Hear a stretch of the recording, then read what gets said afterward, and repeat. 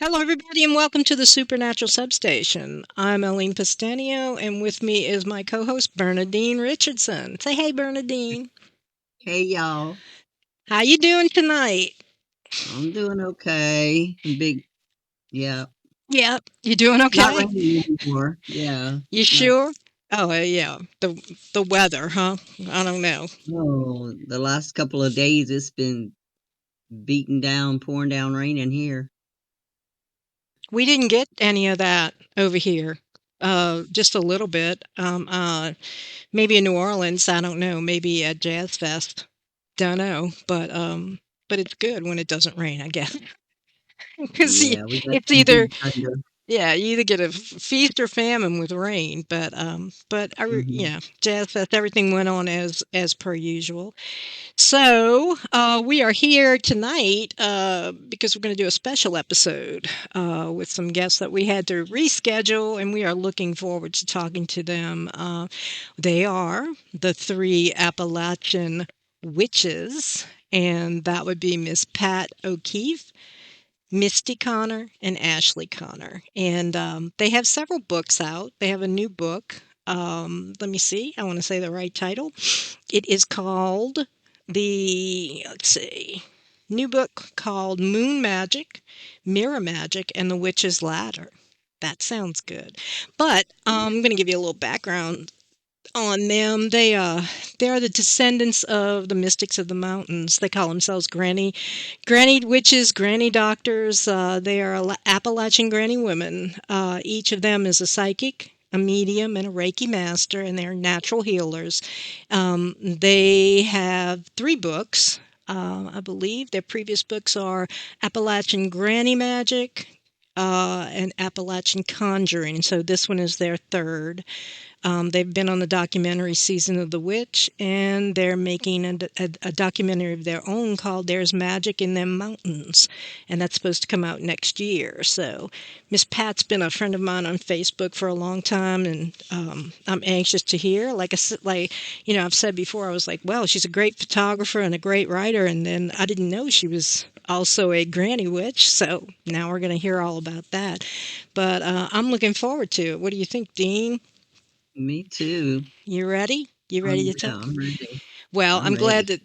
I'm glad that they made a special arrangement to all be together so they could talk to us. So that'll be coming up real soon. Just sit tight. We're going to go to a quick break, and then you will come back, and we'll have the three Appalachian witches. And the Appalachian Mountains are creepy. They're Yes. spooky. I see a lot of YouTube videos of people that just have weird experiences going through the Appalachians. So maybe we're going to hear something about that from our friends. So, all right, well, sit tight. Yeah, we're going to go to a quick break, and then we'll be back with our guests.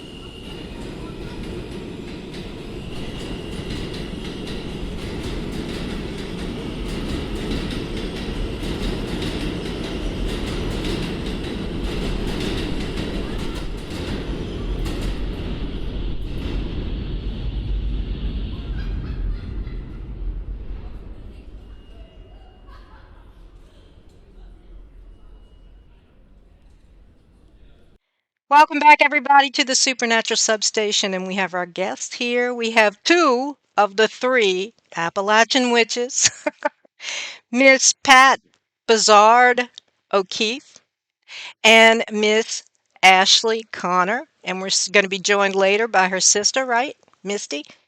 Yes. Okay, good. And there's also my co host. Say hi, Bernadine. So Hi. we are back, and it's great to have you ladies here. Yes. Great to be here. Thank you. Yes, and you're three witches. So tell us, how did this all get together and everything? I know we were talking a little bit about your history, Pat, and the Appalachian granny doctors, granny women, and so let's jump into this and y'all came together and used all your skills, I guess. What brought this on? What brought you together? Well, I guess my story is shorter. Pat has, So, um, me and Misty were raised on a small farm, and we never knew we were odd or anything. So we were kind of taken away from society. So we always went by superstitions or folklore and things like that.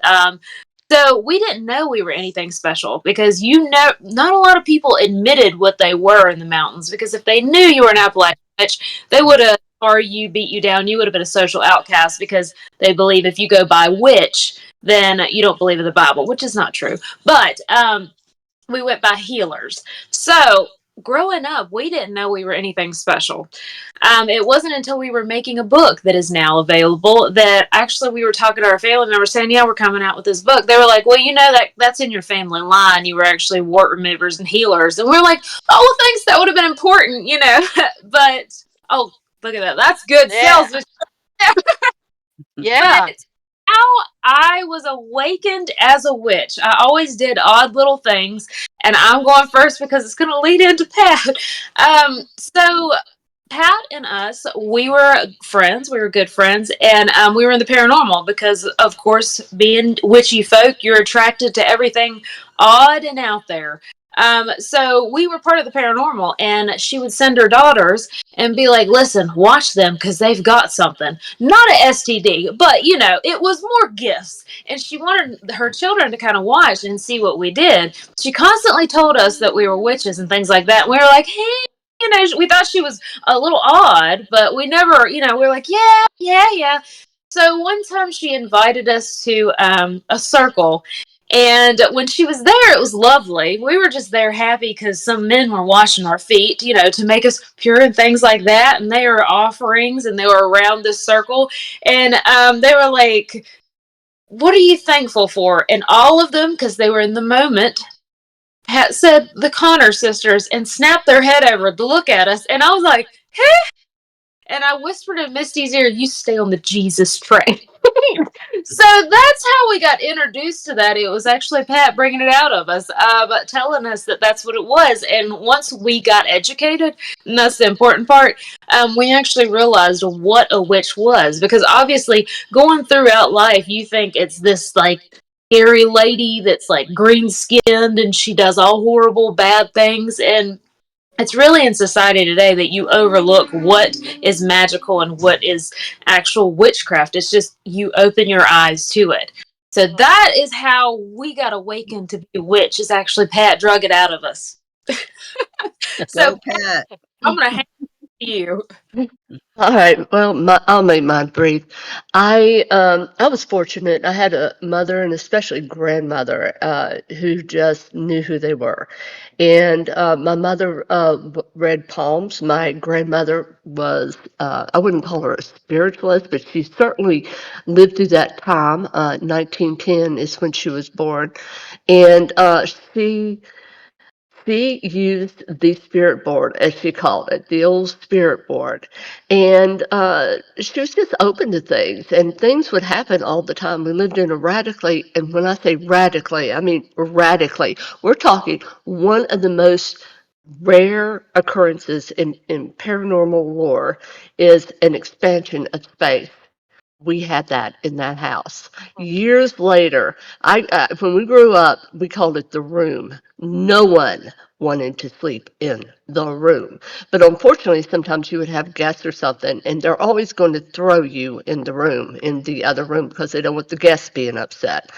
And so this room had at that time a queen bed, a shipper robe from the 1930s. Those are massive, and then a very heavy and large 1930s vanity with the round like mirror. The moon mirror, and a queen bed, and then a table right next to the bed. That's a pretty nice room, right? Years later, after I grew up and left the house, I actually went back to that house and saw it. That room was so small, you would have been lucky to have gotten um, like a full bed in it, much Really? less a triple room. Yes, it was Wow. tiny. It was this tiny room, and I mean, I could say, well, I was young, and of course, I might not remember dimensions, but the furniture is what you have to guide that by, and there's no way a stripper robe from the 1930s and this was not a small vanity. This was a large vanity, Yeah. and a side table and a queen bed. So it was really interesting. It was so haunted that I had a fiance at the time, and he thought, you know how men are. And I told him, I said, do you want to sleep in the room or do you want to sleep on the couch? It was so funny. And of course, poo-pooing it, he said, I'll sleep in the room. Well, when I came out that morning, he was so big, like his feet were hanging off the couch. I walked through the living room and I said, it got you, didn't it? He said, oh my God, Pat. He said, I woke up in the middle of the night and he said the bed was tossing me back and forth. And the funny thing is, Granny had complained about that on multiple occasions. But what I'm saying, there was so many things. And we found out later that we had an artesian spring that actually ran underneath the house. So there was all this energy. And then, of course, with us growing up, giving that energy, going through puberty. I'll never forget, we were on the couch one time and we heard an explosion in the kitchen. And we all go running to the kitchen. There is a butcher knife, and it had somehow slung itself from where it was put all the way into the geographic center of that room, and there was red splatter everywhere. This day we don't know what it was. We just kind of went like this and cleaned it up. It was just constant. So that's the environment I grew up in. My grandmother was very curious. She was definitely someone that people would call a witch, and even though she would not take that moniker or give that moniker to herself, she helped people, give birth back when she was younger, and also helped with poultices. Or she had a cousin who had, and she just. This man just drove her crazy because he did not take care of his family. And in the mountains, you can be a lot of things, but you've got to take care of your family. If you don't, you're looked down on. So obviously, Granny was looking down on him. And she had a baby, and her breast, I don't know, had become kind of plugged up, the the glands, and she had actually split. Her breast had. So Granny went over. She made a poultice for her to keep her from getting infected because there aren't, or during that time, there were no doctors in those mountains. These women were a very, very important component of the community. That's my background. Yeah, I mean, because there was a lot of poverty, and yeah, and there still is in the Appalachian Mountains, and that was the closest thing that they could have for care. They went to, and not only that, they went to the women in the community too, because they figured the women knew, it was just something that they handed down to each other. So where was that? God bless you.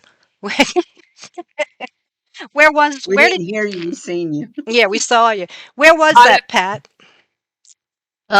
It was in West Virginia, actually 4 miles from a little town called Rennie, West Virginia, and probably about 3 miles from a little place literally in the mountains. You have to have a GPS to get there now, but called Spring Creek. That's Spring Creek is actually where my mother grew up, her Okay. family. Okay. You might have some questions. Go ahead. Can you explain what a poultice is? Yes, poultice, okay, say I'm just trying to, put together something to heal, and all I have is lemon balm. Okay, people don't realize that it can be used in this way, and I always say make sure you're not allergic to something when we give advice. Make sure you're not allergic to it. So say all you have is some lemon balm. You're going to crush that lemon balm, okay? Now, it's going to hurt a little bit, but the old timers would probably put a little salt in that, okay? You're going to put a little water, just a little bit, if there's not enough juice in the lemon balm. You're going to put that together until it's a nice little tight mass, and then you're going to push it into the wound, and then you would wrap something around it. So that's a poultice. Oh, okay. Yeah, Uh-huh. mustard poultice and this, that, and the other. You're making it out of cornbread and all that other stuff, and so that's Mhm. what it is. And they put it to heal. I guess they put as you say, herbs and oils and everything in it. So Mhm. that's Mhm. old. That's old granny magic. That's what that is. So, Mhm. but y'all's Mhm. y'all's paths kind of combined here as you met. But honestly, Pat, like we've been friends on Facebook a long time, and I was Yeah. telling my daughter, I was like, I know you were a photographer and you have articles and books and stuff, but I really didn't know this part of you that you were until you published your book. Really, it's not Yeah. that I didn't notice, but I really didn't know that. So in this stigma that y'all felt by keep it quiet and all that, that kind of still follows everyone today. So Mhm. how y'all came together to do this work, and so how do you feel about that? Are you changing the way that people see witch? They see the word witch, and like you say, they go immediately to you know, the green or the broom riding witch and all. But when I hear Mhm. that, I think of old style witchcraft, European witchcraft, and the old women of the town and everything. So how have you, along this coming together, are you in? I want to say in your books and in your works, changing some of the attitude that people still have toward witch. Ashley, let you start. Sorry, I took myself off mute. That's all Well, right. I would like to think so. I can't tell you how many people's came up, and it is once you say witchcraft or witch, then anyone that is on the Jesus train, whether whichever branch it is, they freak out. And they're like, "Oh, I've actually had coworkers that my friend on Facebook. They're like, you're the nicest person I've ever met. Why are you doing this?" Like they would ask me thinking that I'm going, and then like they would joke and be like, I'm like, yeah, I gotta go take care of my goats. And they're like, you sacrifice goats? I'm like, no, no, I don't sacrifice them. God, I paid a lot of money for that. First off, but I'd like to believe that, and that's the hard part because you have to have someone that is, I always say, have logicality over supernatural or have that logical sense of reality over supernatural or spirituality. Because I mean, of course, just like, every tornado issue, they're going to go to the craziest looking person because it's the best TV, right? That's kind of like what I think that witchcraft kind of got a bad name for. You go to the extreme of, okay, this is the one person we think that people will be like, that's definitely a witch. I would like to believe that we give a different essence to witchcraft, as in we're very logical. We try to be friendly, but anyways, along the lines of actually Appalachian, there's a lot of misconceptions between being Appalachian true or as well, because when you hear a twang or a country accent, you automatically think they're unintelligent. And then I'd like to think we are proving a lot of people differently because being a woman as well, you expect only them to stay in this small box. So we are strong, independent women that come forth and we're business people as well as Appalachian witchcraft and things like that.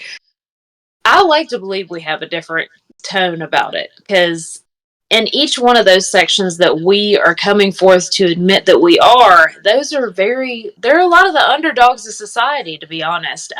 One thing I do come forward to people and say is you can believe in God or whatever higher power that you want to in the witchcraft. That's a misconception that I try to set right. Um, I don't think I have very many visually able to see warts, I'd like to think. I'm not green. So, there's a few little standards I'm trying to correct, but I like to believe that we are the type of people that are likable and understandable, and we're able to get our point across in an educated manner to take away those misconceptions. Right, right. You find what is your reaction to that, and what has your interaction been like? Me? Oh, Yeah, you you. cut Or, out. You cut out in the oh, beginning. okay. Yeah. I'm sorry, I missed the first part. Well, with me, I really do feel that the word witch was bastardized in a very real way because it was a word that could be used to put women in their place and to control women. And even during the burning times, and this is when women were being drug out of their homes because they might live on the edge of society, literally the edge of town. There were no men to speak for them. They owned a little bit of property because their husband had died and their neighbor wanted it. Well, what better way to get that piece of property up for sale than to point at this person and say, she's a witch? And it could happen to men too. That's exactly what happened in 1692 in Salem when Proctor wanted, Giles Corey's land. He had one of the girls point the finger, and now Giles Corey is a witch and being crushed out of stone, under stone. And that's why the very last word that Giles Corey said, they said, confess. Because once you confess, if you confessed to being a witch, he would have had no land. His wife, his children, they would have starved. They would have had nothing. But he knew if he could endure this death, that his wife and children would be cared for. They would have that land. The last word was another. Think how powerful that is, because that's what it meant. And so I really feel that that's why some of us who have really looked at the history of this realize that witch just means that, and most of us are witches, especially women, we're intuitive. We're able to manifest part of our reality. We may come from lineages like hers and mine that people had special gifts. You mentioned mediumship. We're both mediums, we're both psychics, and we have gifts that we just had. We were born with this. It's not like we ran down the road and signed our soul to the devil. If I were, because I am a psychic and I do prophecy sometimes for the world, if I see something coming, if I were in a church, they would call me a prophet. Churches. Some churches would not let me raise my voice because I'm a woman. And that position is reserved for one type of human and one type of human only, and that is male. Now, I love men. I do. My husband is I swear, he's my heart. But this is a reality that we have come through almost like a fire. So I think that we are helping change this idea of the witch as this evil mastermind who's trying to lure you in to doing bad things or to do bad things to you. In other words, the connection with evil. And realizing that, hey, we're just a bunch of women and we've got the ability to heal because we learned it from our grannies.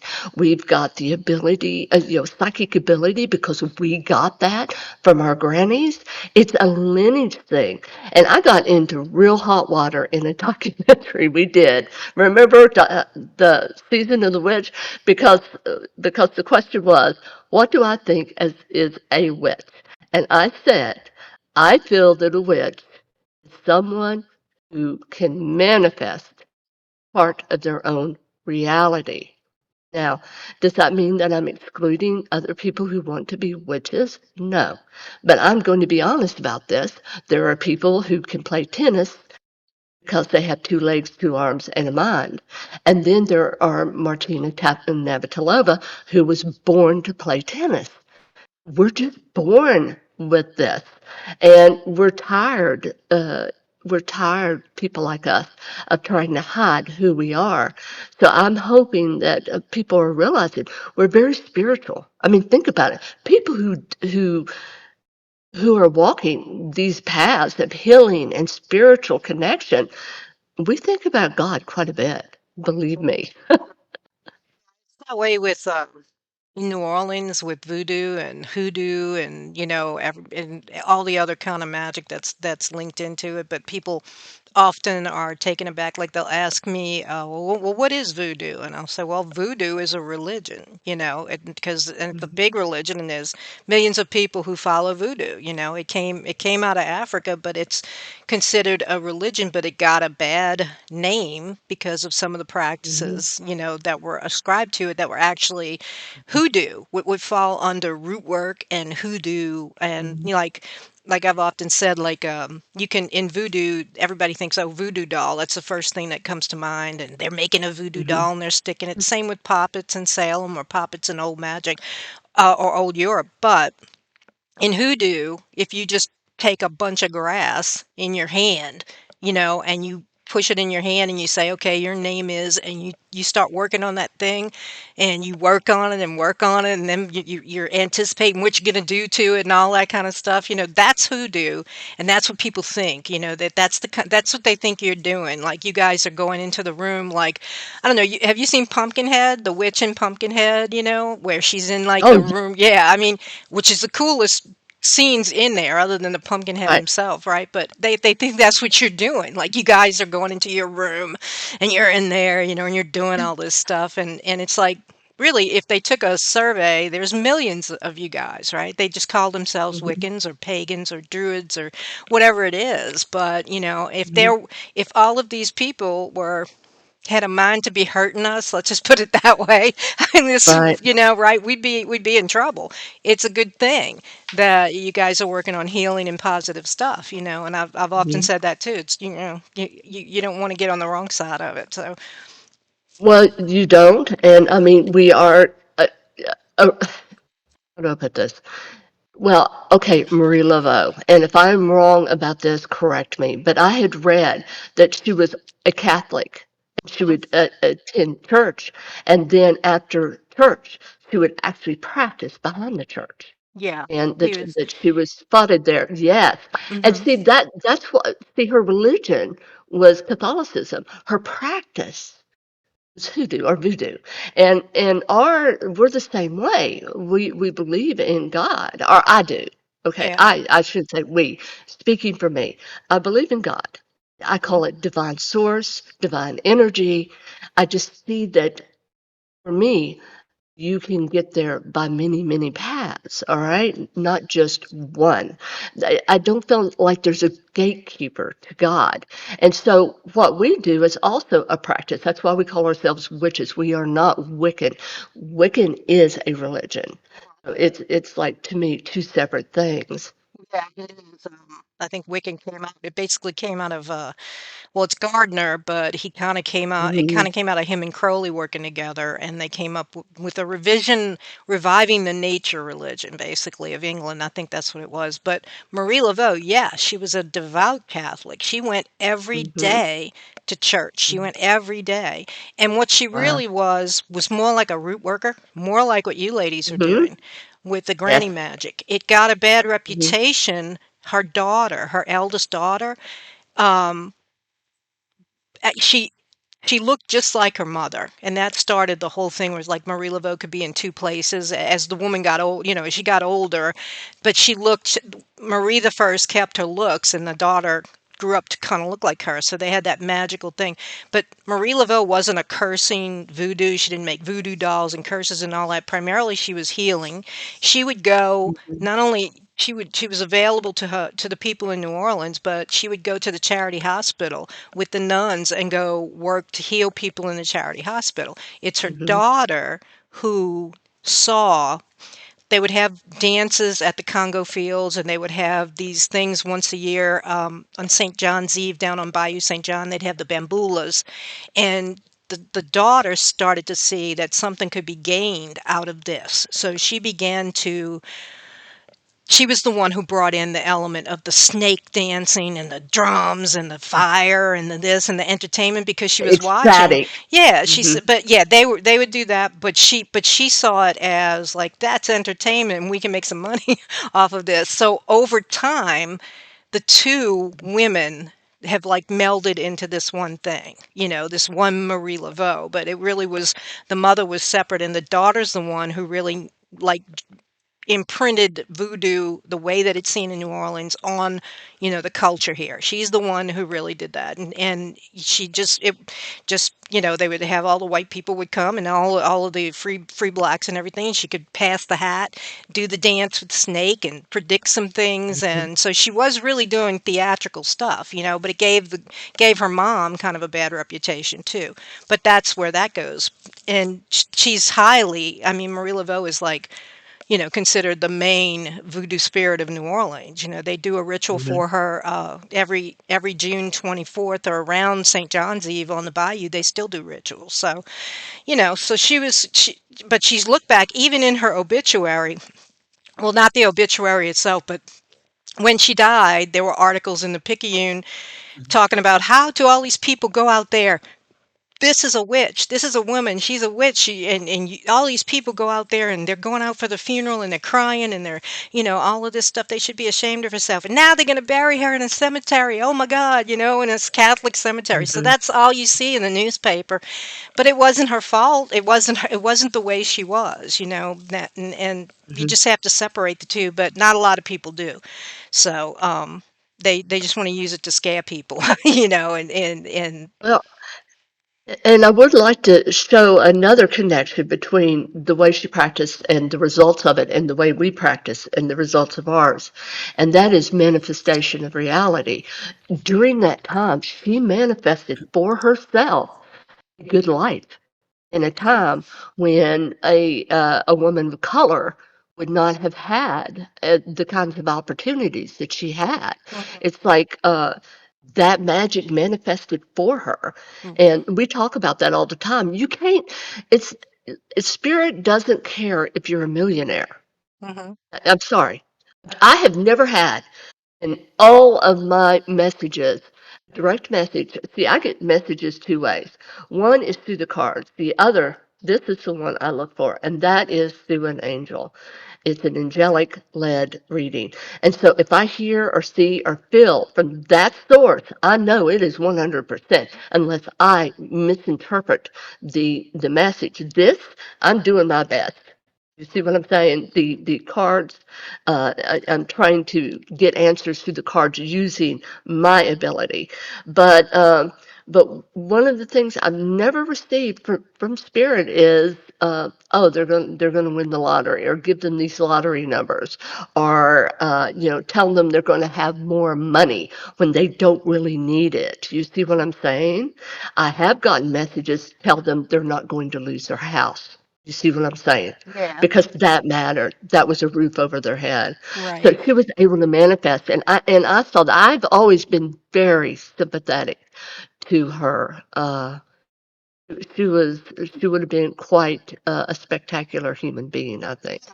I think she was. I mean, when I write her into my stories, and it's that way, that she was Mhm. feared because of the rumor of what could be done. And if she, d- and it's true that if she decided to do something against somebody, I mean, you didn't want to be that person, So there's an old story. I'm gonna jump to let Bernadine in here, but there's an old story of it's a really short story of a guy that was poo-pooing Marie Laveau, and he was sitting on a step and in the French Quarter. He was talking to another one. I can't think of her name. First name Fanny, but the last name escapes. And she was like a devotee of Marie Laveau. He was like, "Oh, Marie Laveau, what do you?" And he was like poo-pooing the whole thing. And when he stood up to leave, this wind kind of blew against him, and then smack, he got smacked across his face. Turned his head almost completely around, and it was like Fanny was looking at him like. Mm-hmm. You gonna believe now? He Mhm. was scared to death, ran away. That was Marie Laveau. She was like, "Oh, you don't believe in me now? Oh, you're gonna poo-poo? Bam! Right in the face." So Mhm. that's just an old New Orleans tale about her, but that's probably true. So, Dean, you want to come in here? Yeah, I understand like where y'all are coming from because Aline and I both were brought up into the supernatural and paranormal. And kids don't ask, how to be brought up. We're just there. So, you know, you guys are healers.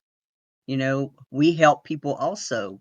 But people that are afraid of what they don't understand may look down upon us thinking we're doing bad things. There's bad paranormal investigators. There's bad people in the supernatural. There's bad witches, but if they look at us as individuals and what we're doing to help people because of where we come from and what we've learned along the way, they may see us differently. Mhm. I was called out in a store one time, and the lady's like, "Oh, I've seen you, and you do voodoo. You hurt people. You from the devil. You're the devil." I'm like, "Well, ma'am, I don't think you really know me then. you know, why don't you go back and do some research before you call me out?" So, yeah, I mean, if they don't know who we are, they don't Mhm. understand where we come from. We didn't ask to be where we were, but we learned Mhm. from it, and what we've learned, we help people with. Yeah, we've So I we've think if tried. they would Yeah, open their minds a little bit, and before they call us out and judge us, especially like, was they that in a Walmart that happened to you? that was Walmart, yeah. Like calling out Dean in Wow. a Walmart is like, if I'd have been there, I'd have been, whoo. No, you Mhm, don't. Wow. But I understand what you're saying. It's like my mom. Well, she was into that first wave of the paranormal. If y'all can remember, it was Hans Holzer and the Warrens, all that Oh, yes. 1960s and 70s Morning of the Magicians, and I had an Don't aunt. forget Sybil Leek. Yeah, and Sybil Leek and Sylvia Brown and all. Mhm. I actually went with her. She would drag me because I was only 11, 10, 11. I'm like, where are we going? And she would drag me in there to sit down and listen to Hans Holzer. And I heard him. He showed pictures he took, Polaroid pictures and stuff. And then my mom started to go home and wanted, she was getting into all of this stuff, but she was a Catholic. She was raised Catholic, but her interest in the supernatural was in trying to connect with her grandfather who had died when she was 10 years old, and it was something that never left her.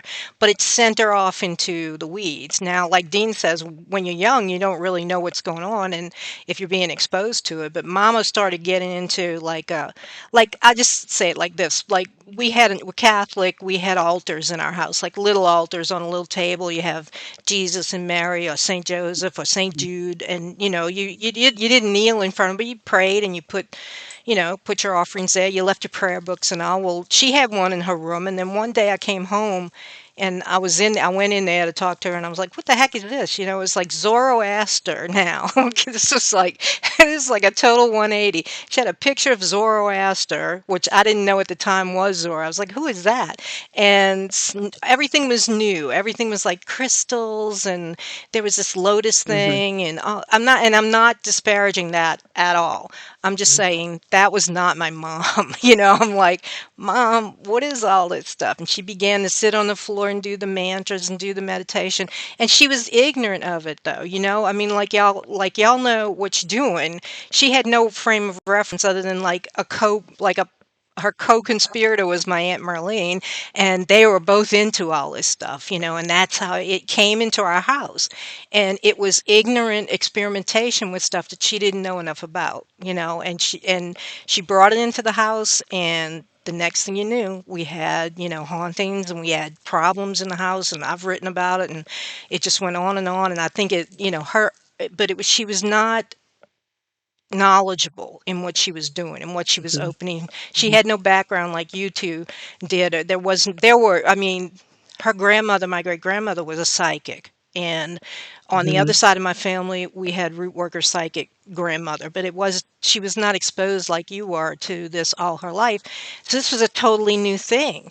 And when it got out of hand and she didn't know what she was doing, and it began to get out of hand for my aunt too. My mom got scared, and instead of going back to the religion that she knew that she was born in and that she was educated, she went the whole way, the other way, all the way over to born again, Pentecostal, and again, another Mhm. completely foreign concept to her. But she went all the way over there, and let me just say, the spirits didn't like it at all. They did not Yeah. like it. Okay, and that just made it worse. So I mean, I guess this is all to say the bad connotation that people have, even in this day and age with the paranormal. Like they think you're communing with the devil when you go in there and you're sitting in there getting EVPs. And I can't tell you the number of times people say, well, that's all demons talking to you. It's demons. What do you do? I mean, there's nothing you can do about it other than educate them and then Mm-mm. show them that you're not harming people by what you're doing. But go ahead, Dean. I don't want to talk and hog the whole thing with my stories. That's okay. Yeah, I was brought up into the voodoo practice and all, and I've seen a lot of stuff. But what we've seen growing up, we educate people now. Hmm. I mean, if you didn't do what you did do as healers, you know, then wouldn't you want to go to somebody that has the wisdom, been there, knows it, knows the bad side, knows the good side? Wouldn't you want somebody like that to help you? Yeah. You know, I mean, I would. So people Mhm. come to us when they have problems, but people that are closed-minded and only, see what they see on TV, entertainment wise, put that judgment on us, because they don't understand. So you guys, I read a little bit about the granny witches and all, and people would go to them. Y'all actually saved people's lives. You kept them alive Hmm. by doing, the healing work because they didn't have doctors back then, or doctors weren't allowed to practice, or something. I can't remember what Well, what they I were had read. far But away, like Pat was saying earlier. They were you could die before Oh they yeah. could get to you up in the so hills, you can be a right? I midwife, mean, you Yeah. know. we to this day we have a dearth of doctors. We need doctors in the mountains, and the reason, think about it. If you're not from there, it takes a real special personality. I mean, I'm up on this mountain in North Carolina right now, and it could be. I mean, our neighbor. This is like his one of his vacation homes. He's a wealthy man, and he comes up. I swear, I think it's his bug out. Survivalist thing. It's his bug out. But we wouldn't see anybody for weeks, not weeks, probably forever. I mean, sitting up Yeah. on this mountain, and that's how it was, and still is in parts of the mountains, Appalachians. And so, think about this: a doctor, up and coming doctor, if they're not from that, how many are going to volunteer to go somewhere like that, where there's no what they consider cultural events going on all the time, when you can't go out and get a burger at 2 a.m. and there's a lot that people think about when they decide where they're going to practice. So I think that that's one thing that's really hurt us in the mountains. So we still do a lot of taking care of taking care of ourselves unless we absolutely have to go to the doctor. One thing where I live now, even now, it takes, if I called, 911 right now, then it would take 30 minutes for an ambulance to get to my house. By then, it's make or break. And we've actually got into a car and drove to the firehouse and said, take me to the rest of the way because they won't know where we are, for one. For two, back then, like, you got to understand, growing up and still to this day, you go to the doctor when you think you're almost dying. So it's probably already by far, because first off, we don't trust the police, we don't trust the government, we don't trust doctors or dentists, because growing up, even me, it's, well, if you don't stop coughing or if you don't stop getting sick, we're going to take you to the doctor. So automatically you're freaked out about a doctor anyway. So you're going to trust grandma that's been around longer to put a band-aid on it. So that is something that kind of still goes with us to this day about that. And honestly, in the mountains in the Appalachian, we were dropped here to like they were like, oh, this is a crappy part, we'll leave them and they'll survive. And we had to learn to survive. And that's another reason I always talk in our talks that that's why we won't get rid of anything. You'll notice we've got 20 cars out there because we are too scared to get rid of it, because there might be a time that maybe our factories will lay you off, maybe the coal mines will lay you off, and that car out front is the only thing you got. Maybe you can barter with your neighbor to get a carburetor or something like that to put on it to actually get that car going. That's still bred within us. Like, it kills me to throw away stuff. That's why you always see more Southern people with hoarders, because they're scared to get rid of anything. Because, like I said, we don't also they don't trust banks. Like, a lot of farms will have a very large safe with money in it because we do not trust that. So it's the culture that kind of brought us up to be more independent. Um, Also, like, even now, me right now, we just got the internet, as in high speed internet, a year or two ago. Like, that's real time right now, because we're so secluded off here that they just didn't even give us internet. And it was really a hindrance in children. Me going to college so many years ago, I had to sit in a Denny's parking lot to get free Wi Fi to do my homework.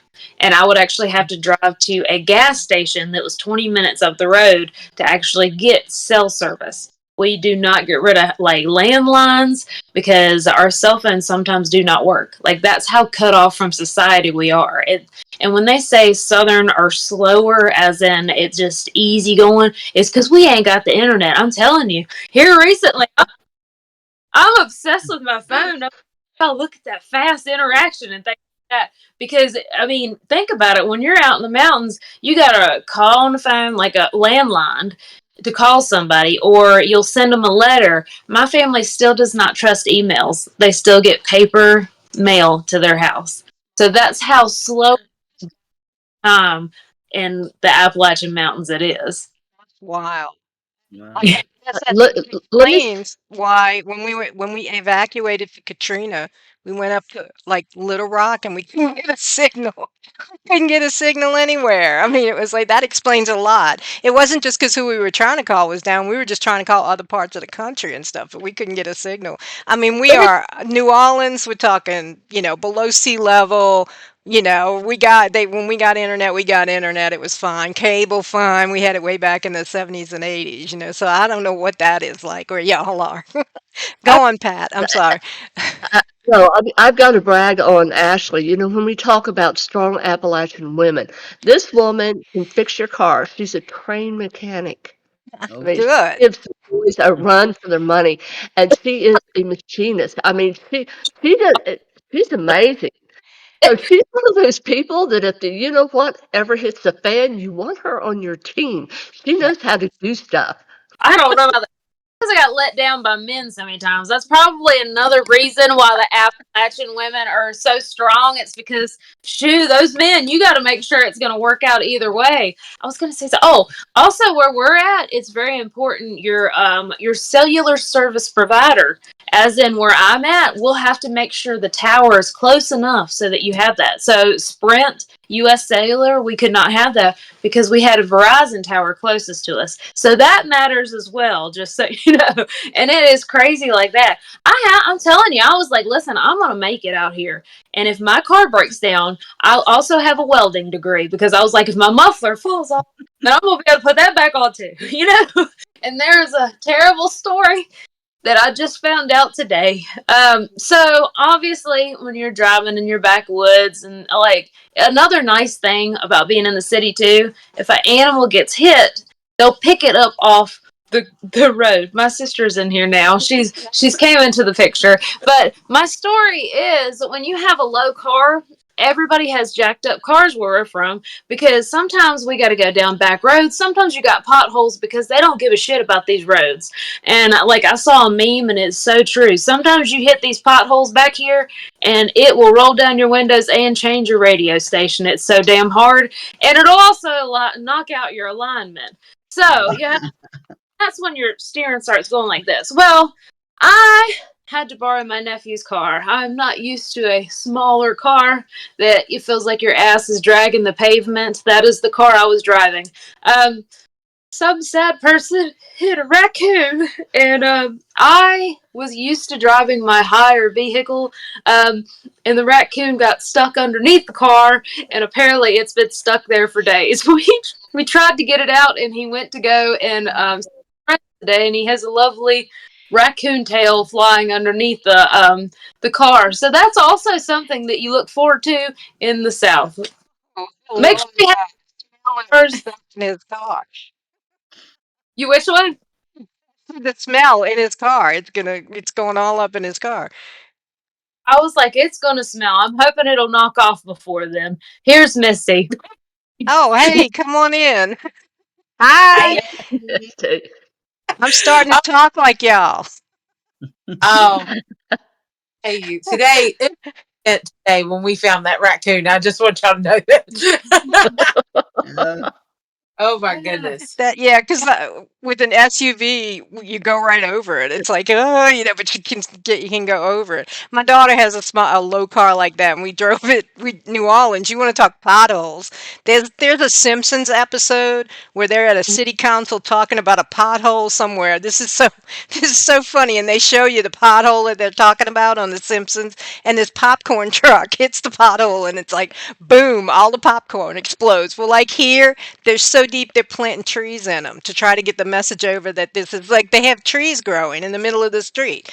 And we hit one. We tried to avoid another one. We on a main drag. Okay, we were on Canal Street. They don't keep up with anything. We're like, look out! Don't go in the left lane because all of that's all broken up by the curb. So you're riding along in the middle lane, and bam, we hit this pothole.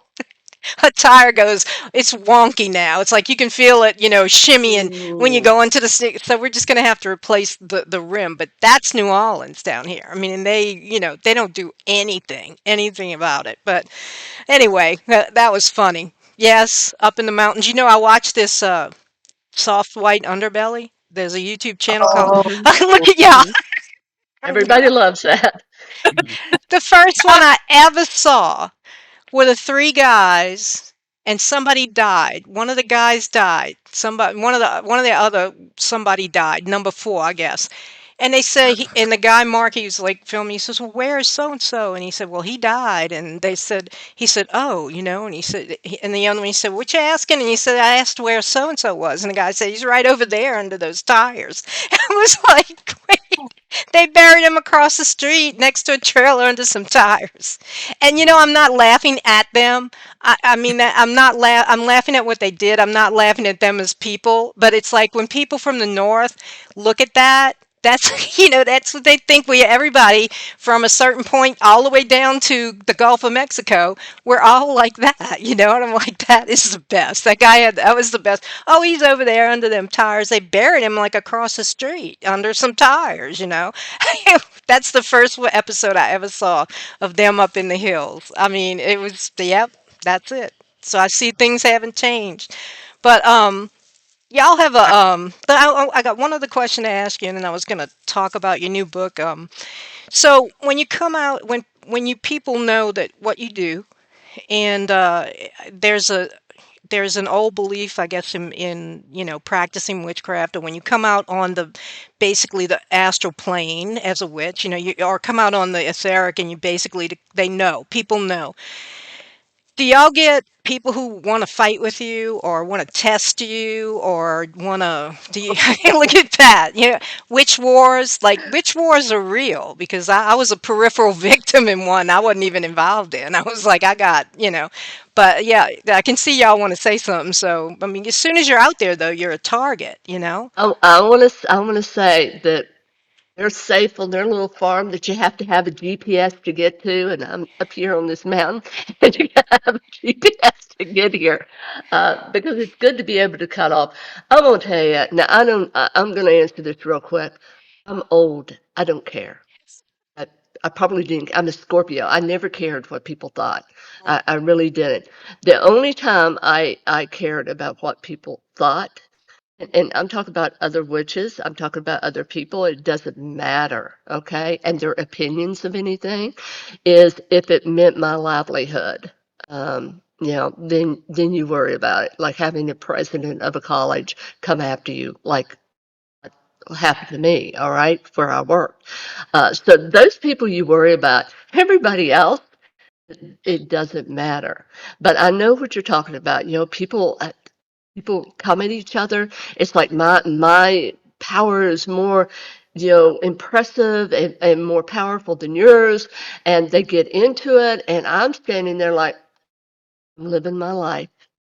I live my life. I will continue to walk my path, and I really do not care, and I do not give energy to negative people. I don't, not unless they come at me, either, through physical energy or through psychic energy. Girls? What do you My guys?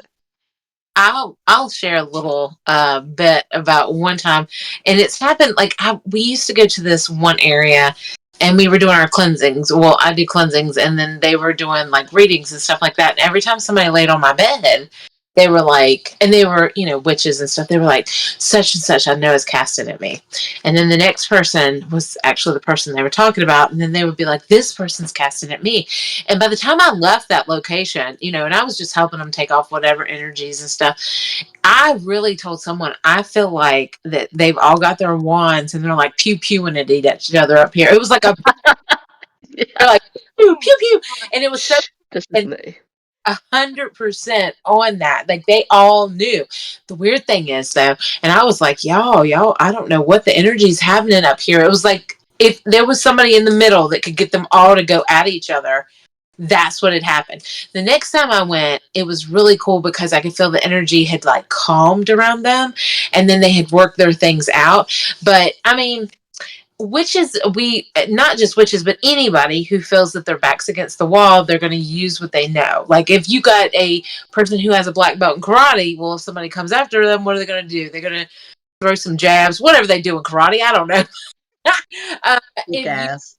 pitch, the first thing you're going to do when you feel somebody is coming at, you're going to protect yourself, and you may, throw it back at them. So I think that there's a lot out there. Do I think that we've been casted at? Anytime you say you're a witch, there's going to be somebody somewhere in some cave, something that's like, let me give you a little bit of this, and most of the time you don't even know where it's coming from. Like you'll be like, what? So I agree with Pat, just stay on your course and try to be protected at all times. Reversal spells or mirroring spells Mhm, are, it just pushes it kind of backwards on them. But just mhm. stay in your own lane. I tried to help as much as I could. I was so glad when I went back and all the pew pewing had stopped. But it literally, if y'all can imagine, like in my mind, it was like Hogwarts, and it was like they just had their little wands like pew pew around there. It Mhm. was I want to admit, I've seen all You the cutting movies out, with her. Eileen. Huh? You're What? you're cutting out. Oh, I'm cutting in and out. Oh, that's a headset. I got Mhm, a bad headset. I got to replace soon. But yeah, I know a mhm. little bit. I've seen all the Harry Potter movies, and I went to them because I know y'all remember this. They were saying, "Oh, it's witchcraft." They were protesting it and all this other stuff, and my Yes. daughter was of the age, right? To go to have read the books and all. I love the movies, but I was like, oh, this is, I mean, like, what are they crazy? They're giving people a bad name, and then like by like movie number 3, it began to get darker, and it began to get, and I could see that. I said, "Well, J.K. Rowling's looking at stuff. She's looking up witchcraft. She's looking into magic and sorcery." But by about the third movie, I was like, "Yeah, this is definitely the PG-14 is warranted." By the end, it was like I don't think I would bring a small child to these last few movies, but I enjoyed it. I mean, I like I'm a Scorpio too, Pat, and I like anything dark, anything whatever. It's like it Yes. doesn't. That's bread and butter to me. I'm like, oh, I love it, I love it. But I could see like she's actually accessing. Then I got mad because I know she's in England and she's accessing those libraries over there. She's going to the Oxford Library. I can't. Nobody has access to any of these books, but she does. So she made this movie. But you could tell that it was getting darker and everything along the way, and all of that fighting back and forth and who's throwing stuff at each other and all. It happens down here in New Orleans all the time, and they do it like for amusement. And it's like it's a shame because you could be totally just a friend of somebody who somebody's mad at is kind of what Mhm. happened to me. And I was like, you're on the outside, but you're getting it too, because if you're associated with them, you get kind of the collateral damage of it, and they throw it around like, I guess everything's going to come back on them. They don't realize that, that eventually it's going to go back to them. But, you know, I mean, that's what you got to do, I guess, once you're out. Yeah, I wanted to ask you all that question though, because anytime they hear, "Oh, you're a witch," okay, well, let me try this out. So, but y'all have a I was going to turn to your new book. I know you have a few books out, and I was wanting to turn to the new book because the title of it is really intriguing, and it's called Moon Magic, Mirror Magic, and the Witch's Ladder. So, where'd that come from? And can you tell us a little bit about that and what's in the book? Let Pat, me you want? start. Yeah. All right. Moon magic, and mirror magic in the witch's ladder represents three, and there's many, as you know, just three areas of the craft, and each one of us chose one, something that resonated closely to them. And the moon is important to me. It's always felt like home when I see her.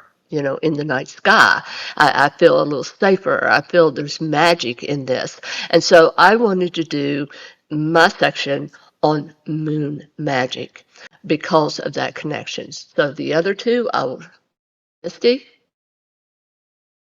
Mirror magic. Mirror magic. Okay, let's talk about. So, I want to tell you a little bit about this before. So, mirrors have been used for centuries, even all the way back to the Egyptians. They would use reflective surfaces for all kinds of things. So, that really captivates me all the way up to now. Like, I love using mirrors in my magic and things like that. But this is the cool part, so I want to let y'all know. So this book is actually we had a class on it already, and it really spoke to us, and we were like, let's put this into a book, right? And the coolest thing is we were in Alton, Illinois. Y'all remember this, ladies?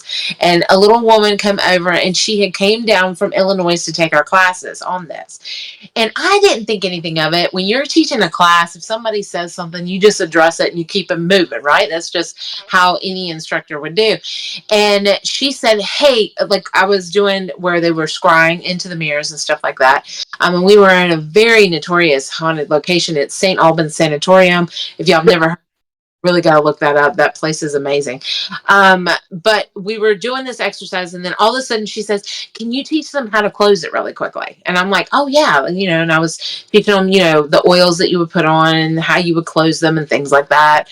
And then I didn't even think nothing about it. We went about our days, right? We just went on and did whatever we had to do. And then months later, we were just at Alton in the spring, and all of a sudden, this girl comes over and she said, I didn't mean to be rude in your class. This is the same girl. And I was like, I wasn't even thinking on that level. And she said, because when I was doing that, I was crying. All of a sudden, I saw this man that was deranged behind me.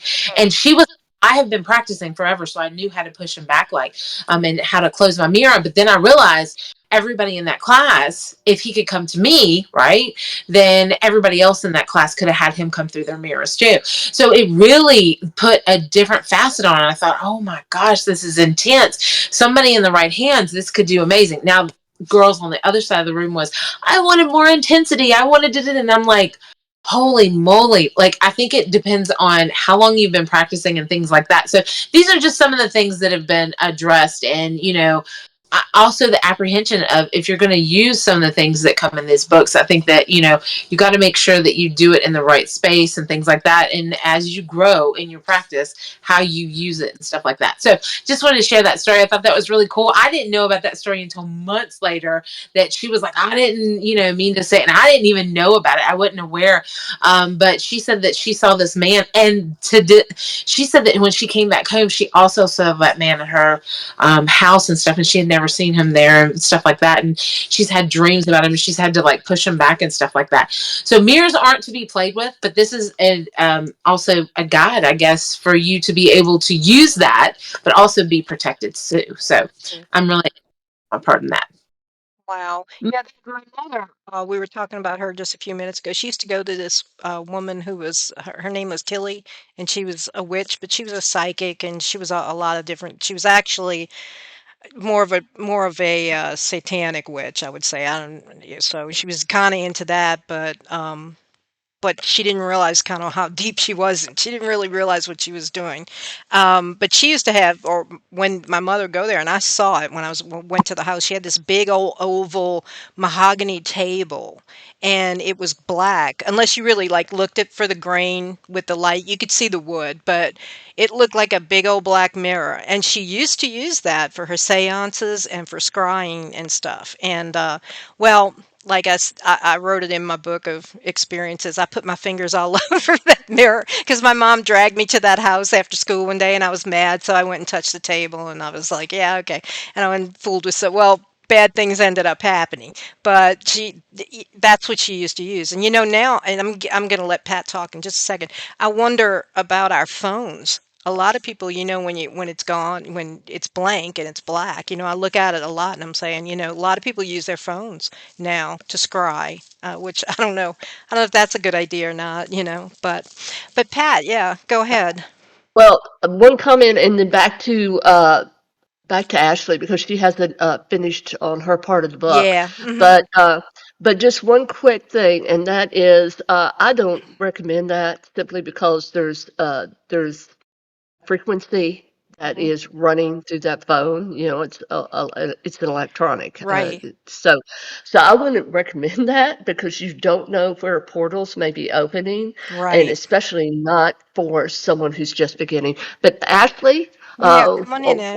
why did you choose the witch's ladder I or appreciate part of the book? that. So the part of my book is the witch's ladder. So I with was that, coming back to you. yeah, you're good. You're good. So the witch's ladder actually goes back to the time of the wheels and things like that. Will tie knots, but and then you also have the whole tying a knot, getting married, things like that. But it's different ways to incorporate your magic into knot magic, just like crochet and things like that. So that will be my part of the book, and really excited about it. Now that's But interesting because I know a lot of people who've tied strings in nine knots and saying the spell on each of the nine knots and stuff, either binding somebody or binding something to you and all. I think a lot of people pick up this stuff in little bits and pieces and then they start, like you get a little hoodoo, you get a little witchcraft, and they're going to do all this and it usually ends up bad. And then they call a paranormal researcher like Bernadine to come in and see what's wrong in their house, or something. Dean, come on in. You got any questions about this? Well, tying the knot thing, it made me have a flashback to when I was a child. My grandmother took me to a trattoria, and they the person had a string and had all these knots on it. Well, I was going through I guess molars, and your teeth are when you're growing up and they're coming out. And then also I had a lot of ear infections, and from the neck up I was had sinus infections and all this when I was a kid, had asthma. So I remember having to wear this necklace type rope thing that had these knots on it, and they Yeah. told my grandmother that I had to wear it till it fell off by itself. Like, it was tied in such a way that you couldn't just pull it over your head. So Yeah. I had to wait till it just, I guess, got soft and fell off, which took a long time. So I was wondering if that was something you guys do.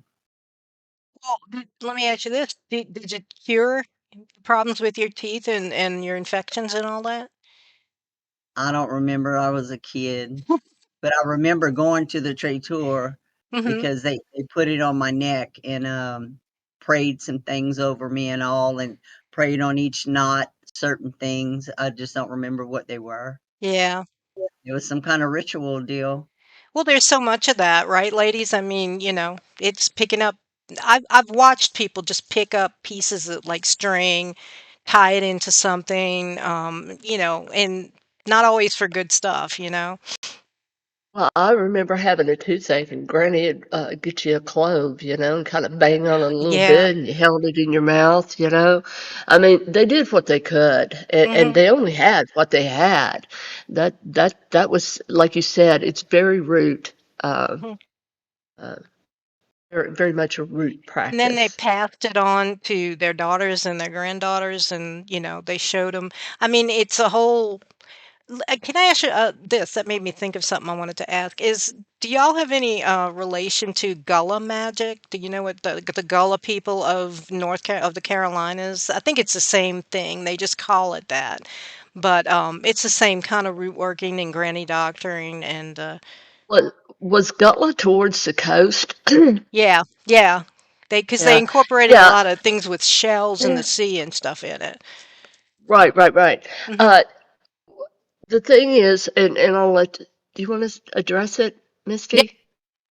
So the deal with the Appalachian is we have so many people that come into it. When they're in the coast, that actually isn't the Appalachia, but when they start using things such as shells and things like that, that's most of like African descent. A lot of that comes through.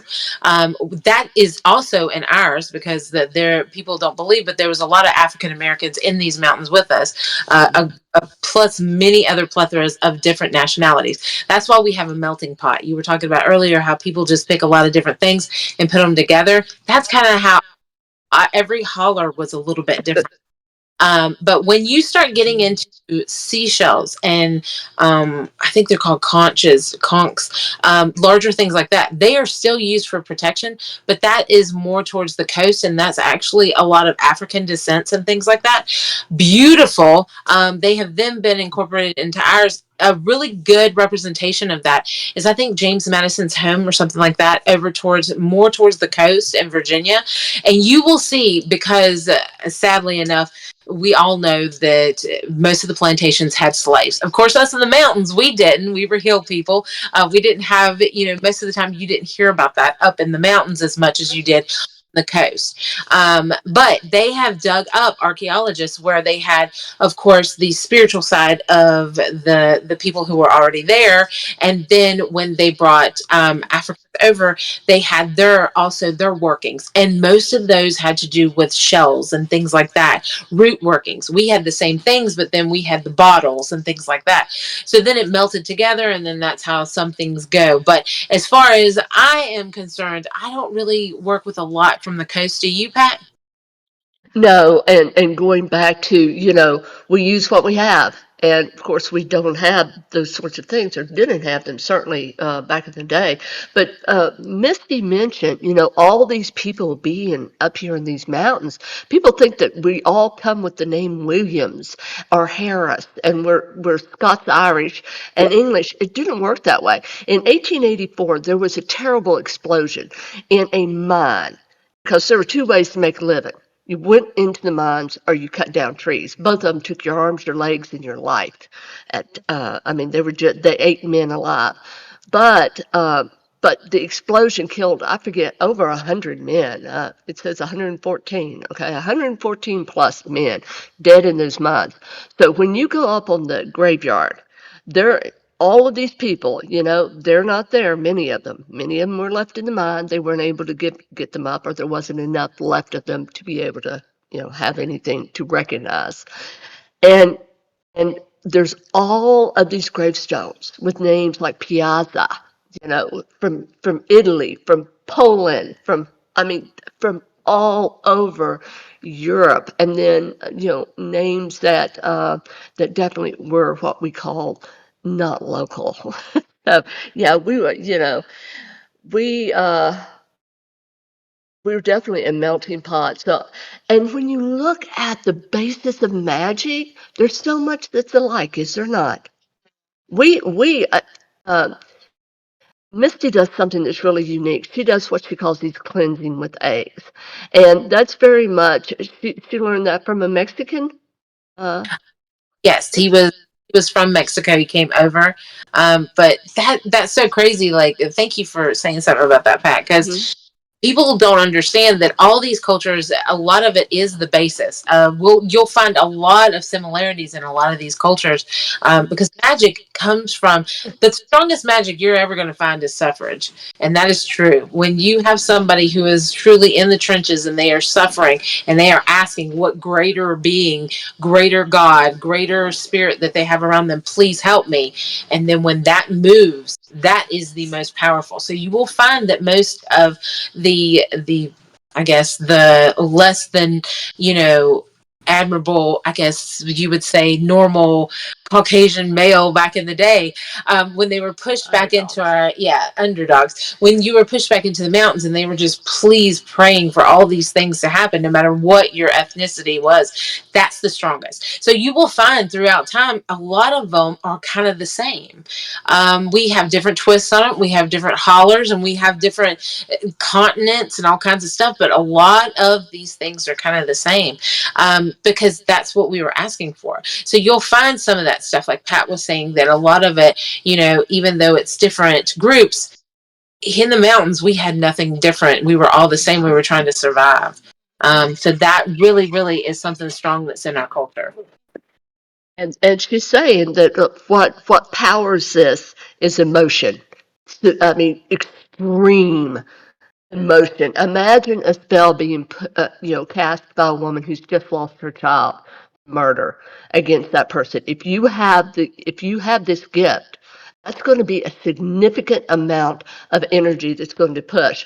But back to Misty, I got to say this. Okay, so she learned from this Mexican gentleman how to do these egg cleansing. I was out. I love to research old video. Found old video, black and white, way back in the day. Here's this little Appalachian woman just rolling that egg away. And so, see what I'm saying? It's a hoodoo, like you said, if you want to call it that. But I realize that's from a specific area, but it's root, and so this is root, and there's this whole idea of the egg and the light. It represents life. And so being able to do that, and Misty and Ashley are both extremely talented. I would not have spent all the time trying trying to connect them with their energy, their true selves, if they weren't. Oh, Pat, you're very sweet. Pat is like She's our. got so many compliments I to me. I know. don't know. I gotta pay her after this or something. Pat has always been there through it all to say, "Hey, ladies, this way." Just kind of push us this way, you know. We're kind of stubborn. We're both goats. We're both Capricorns, so we're stubborn. But They um, are, yeah. that the Yeah, cool part yeah, is, Pat. My brother's a Capricorn, and I think that's how we get along. And I'm like, oh, it's your Scorpio, Pat. No, I am. that Capricorns is are good friends. I mean, they're good friends to Scorpios. You They have a are. lot in common ground. So, The work ethic, for one hmm thing. hmm so Like to see go on, results, Miss. How come the egg? Why? How come? Listen to me. Why? I've seen it done.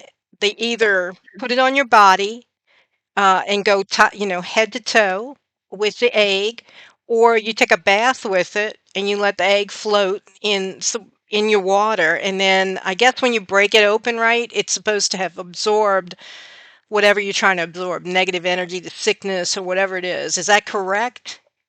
that is, yeah, that's a part of it, but mine's a little bit different. The lineage of mine is actually me and Ashley straight were tarot card readers. We knew that we were readers. As a reader, I believe you absorb that energy and then you're able to tell the person. So we were just absorbing the energies, right, and then you convey it to what the message needs to be. So we decided, hey, let's become Reiki masters, because let's feel we know there's an energy flow, but it always made me sick. I don't care. I can tell you exactly how to flow. I know how to flow to bring that energy in, but there was something about it that made me sick. There was something that was leaving on my body, the residue of it. Do you see what I'm saying? No matter how much I grounded, no matter how much, and I understand all the physics of it, because we're actually, all three of us are Reiki masters with the ability to teach. But there was still something off. It just didn't feel right. This was, and people that do Reiki, that is an Asian culture like cleansing and healing that came from Japan.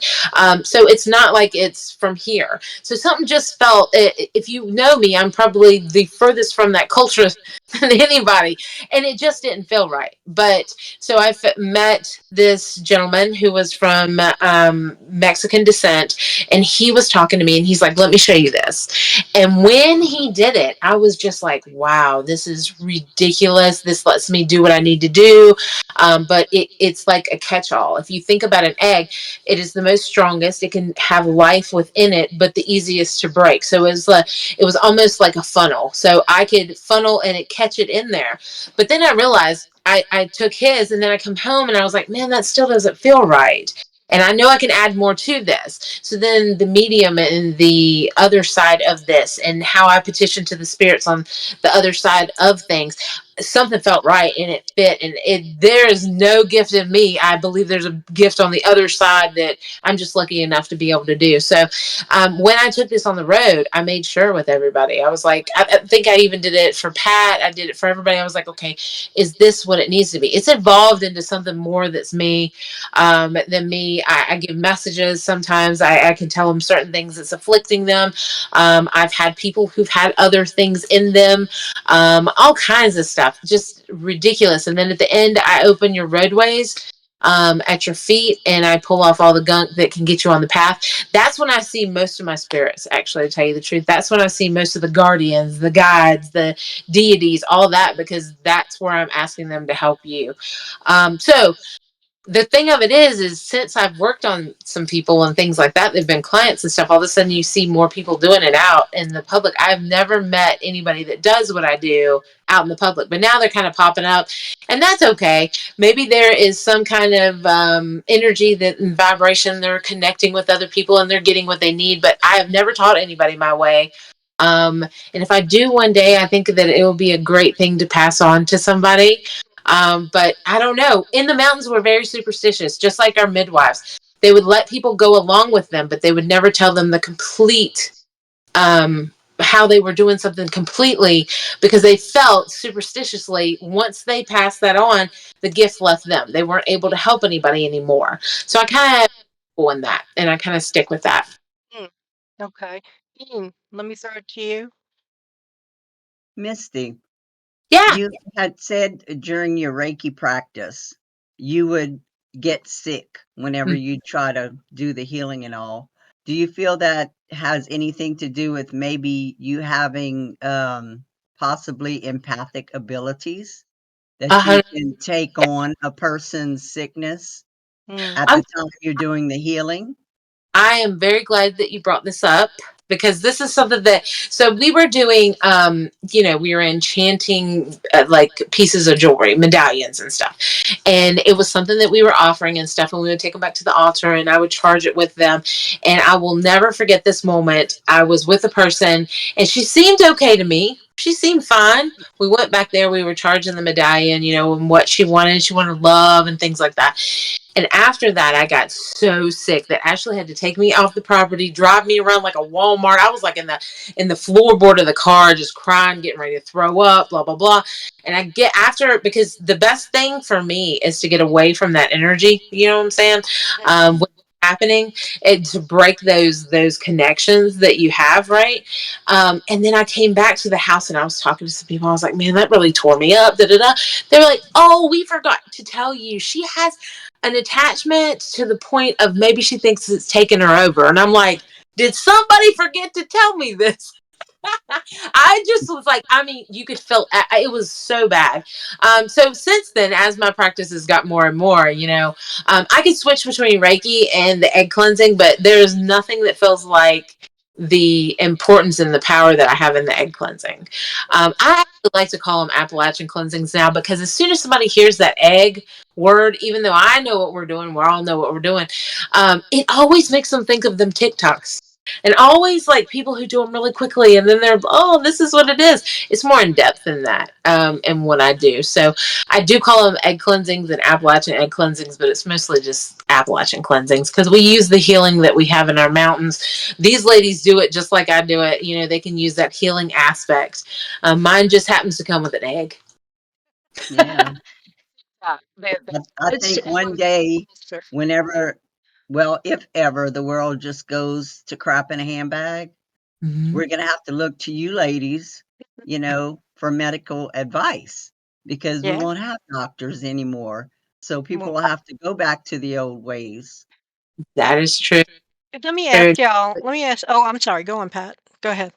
Oh, I was gonna say, I could recommend some books too. I mean, it's good to have a book because seriously, if we get, if something would happen and the infrastructure goes down and you all are from down around Katrina land, Mhm. there's no way to communicate. So having that, that tome and that large book with how to survive would be invaluable. Right. Katrina was well. I lived about 30 minutes north of New Orleans. That's where I live now. So I don't live in the city, but we were hit badly too. And because we're right across the Causeway Bridge, they had problems with the one bridge further south was like wiped out. And I was staying at my brother's house. And he had to go right back to work because he worked for AT&T. So immediately they had a call. I mean, we were driving back on Tuesday, right after the levees broke in New Orleans from Arkansas. So he went right into work, and I'm like, he's like, oh, he'd come home every day, he's sweating, and they're working out in the thing, and I'm like, well, what are we gonna do? We can't. And then a friend said I put up a clothesline in my backyard, and I was like, oh, okay. So it was like my daughter and I were in over the tub. We had a candle for light. Okay, might as well have been in the Appalachians, right? And we're scrubbing his clothes in the bathtub with water that we pulled in, that we brought upstairs and all. And we hung them all out, and I was like, "Yep." I looked at her. I said, "Remember all them years we were at Renfest?" I said, "Well, yeah, this is what we were learning." So we hung them all out, and my brother came home and he comes in the house. And he's like, Why are my drawers hanging out in the yard?" I was like, "Well, you said they were dirty. We don't want you to have dirty drawers. We're hanging them up." I said, "Who's going to see them? We're one of the three families that were in the neighborhood at the time." So, but yeah, I mean, it might get to that. It might come down to that. Keep that in a CB radio and know somebody like y'all. Let me ask you a question. I have a question for y'all. Have y'all ever gotten scared in anything that you've done? Have y'all ever gotten frightened or gotten something scary happen or doubtful, or just maybe Oh, other than, as an you being adult or as a kid? in your practice since you've been working doing witchcraft. Has anything ever No, happened that scared you? no. I think what scares me is like it's always the first time. You know what I'm Hmm. saying? The first time that I was ever like a spirit imprinted on me before I knew that this is what I was supposed to be doing, and somebody checked in the driver's seat for a minute. That's scary because it's always the first time. But as you do it, and as you realize, and now as you're out there in the world, it doesn't get scary anymore. It's like, okay, I know it's happening. You know what I'm saying? What's scary for you, Ash? Um, the scary part about me is that I didn't know what was happening, and I try to rationalize it. Growing up, having more medium abilities, there was an instance that I hated when the lights are out, and that is my biggest tool I use to do any mediumship or any sweeps of anywhere to try to see if there's spirits. When I would stay in my bedroom, I hated that my lights would be out, and I would always say, "There's snakes in the walls. There's snakes in the walls," and they never believed me, and they'd be like, "I won't ever go in there and go to bed." When I was a teenager, I would wake up really early in the morning, like I'm talking 4 or 5 o'clock in the morning, before I got on the school bus to straighten my hair because that was cool with the flat iron back in the day. But anyways, so I would get up really early when no one else was there, and I always thought I was crazy. I would always see this old woman coming from my house screaming at me to stop making noise. Well, it's my house now. But, anyways, in my room is the closest to the house I own now because I bought this house next to my parents. But she would always come from this house and bang on the windows and tell me to stop making noise because it was so early in the morning. It got to the point to where I would be straightening my hair and thinking I was going crazy, shaking because I was so scared because in my mind I was seeing this woman do this. Later on, when I bought the house, I saw the old lady there again, and I don't that house because there was a lot of darker things that happened there at that house. So I don't I'm not going to fix it up or anything like that. But I saw her in the house and she wasn't angry or anything like that. So growing up, seeing things like that. Oh, and the snakes in the wall. They redid my room and ripped down my walls, and there was a dead snake in the walls. So Oh. I had those feelings, but they weren't justified because it was always there's a reason behind everything. You just got to wait long enough for the truth to come out. Um, they were superstitious, but they didn't think it was as usual as what it really is. Me and Misty actually never even talked about it. We were always interested in the cult. But growing up, I would see this cloaked figure around our house, and I would never or anything like that. We didn't talk about it till we were adults that she had saw that same figure as well. Another thing is when I really dove into trying to have mediumship, I would be, I was always scared to sleep in my own room, especially if it was dark and I had night light well into my middle 20s, until I was finally okay with it. I would always sleep with the night light on or whatever. I would sleep in the living room because it was a common ground. I wasn't by myself. There wouldn't be people standing or weird things when I woke up late at night. But I was laying on the couch and I saw certain creatures in my room or in the living room, and it scared the out of me. And before I would go to sleep at night, it would be like I was sitting at a bus station. There was so many people talking all at once. It was like whispers or static electricity, and that was when I was really doing witchcraft and really attempting to grow my mediumship. That was the scary part because when you're going at it alone, you don't know if you're going crazy. You don't know if something's trying to possess. You don't know what else going on. So that is probably the time that I was scared in a lot of the things. Yeah. Let me mention real quick too that this really shows the difference between someone. Now, I was scared several times as a kid, when I was by myself, but I had support. I had my mother and my grandmother, and they were very understanding. If something happened, I could ask them. Ashley and Misty were kind of on their own. So it's a totally different experience when you don't have anybody to talk with. Mhm, mhm. Yeah, Dean and I have had our, I'm sorry, go ahead. Who is that, Misty? Yes, but I want to tell a freaky story that's going to freak Ashley out even more. Okay. Okay, and nobody knows this except me who read these comments and know this. So, okay, so yesterday was paranormal day, right, guys? Um, so I put out there, tell me your paranormal experience, not thinking our cousin was going to come on. Now, this is going to freak you out. So, one of the fears that my mom's ever had since she's been young is an older woman getting in her face. That's just it. And she told me about this. She's like, I had a dream about this woman. Da da da da.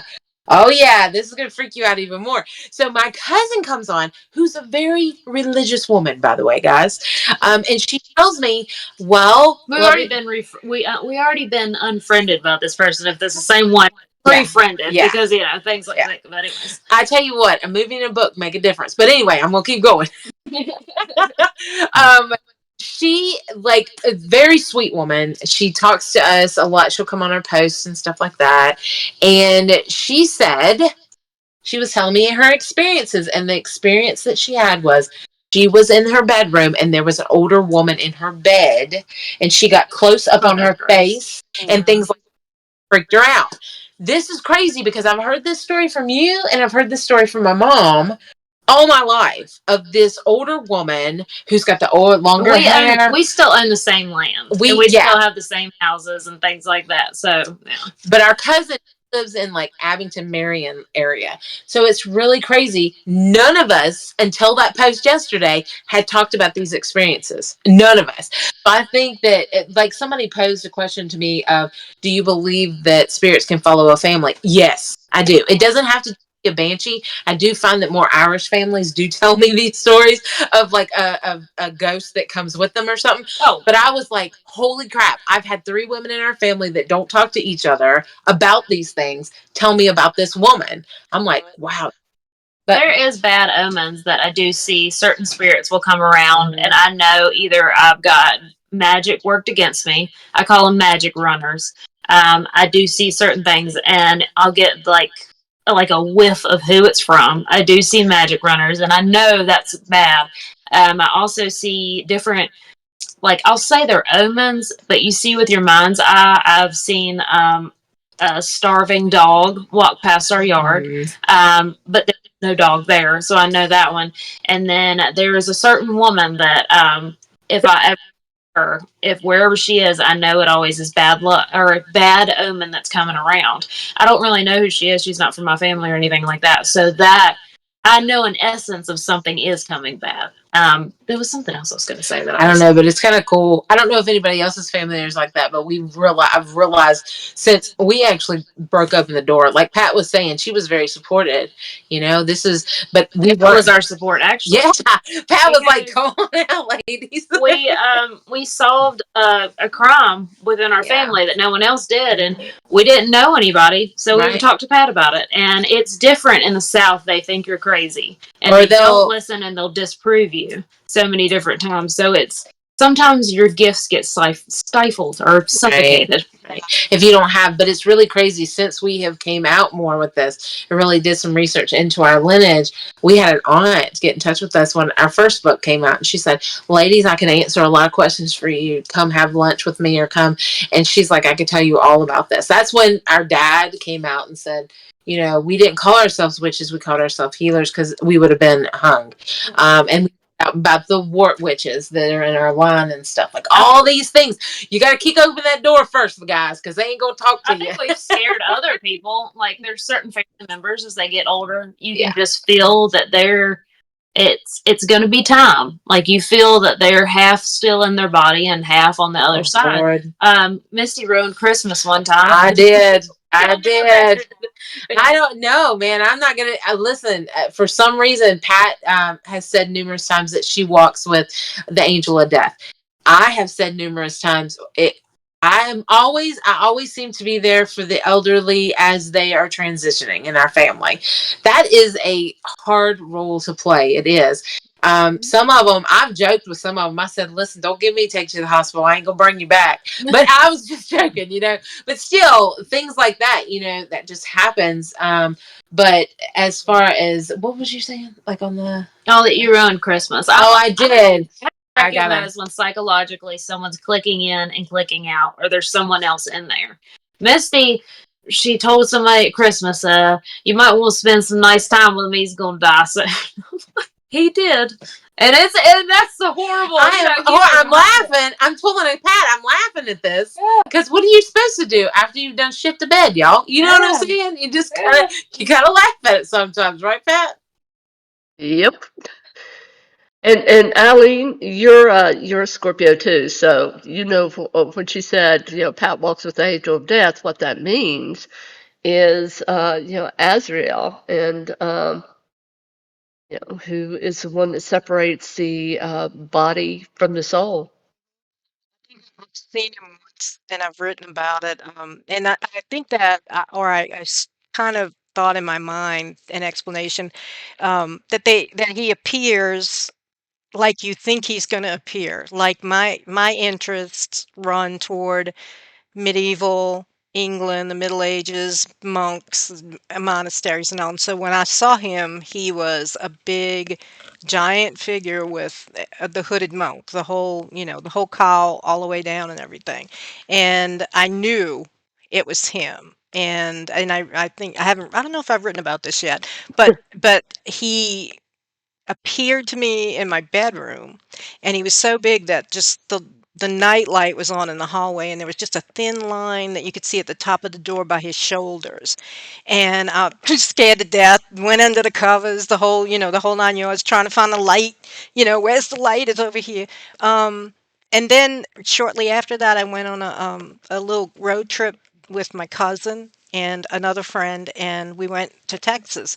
And it was an overnight thing. We had to stay in a hotel, and I woke up in the middle of the night to this, like if you would take your fingernail and run it all down your spine from neck to the bottom, and that made me wake up, and I turned around, and there he was again.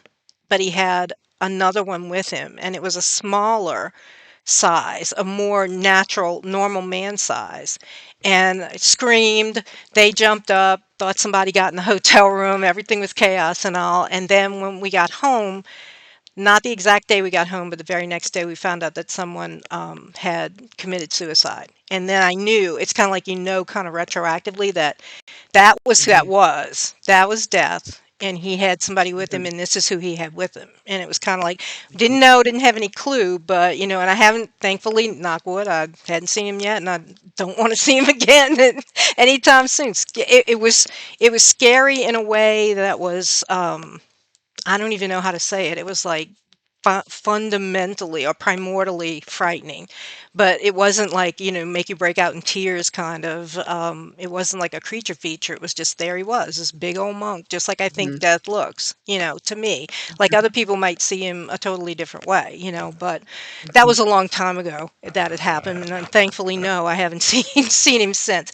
But an interesting thing about the old woman, I had an incident in when I was in that same house when I lived there. I woke up and I saw these apparitions, a woman wearing those pink curlers and like a house dress with her arms folded talking to a man, and they were like whispering together, and I just kind of had turned over and opened my eyes, and I'm like, what the hell is who is this?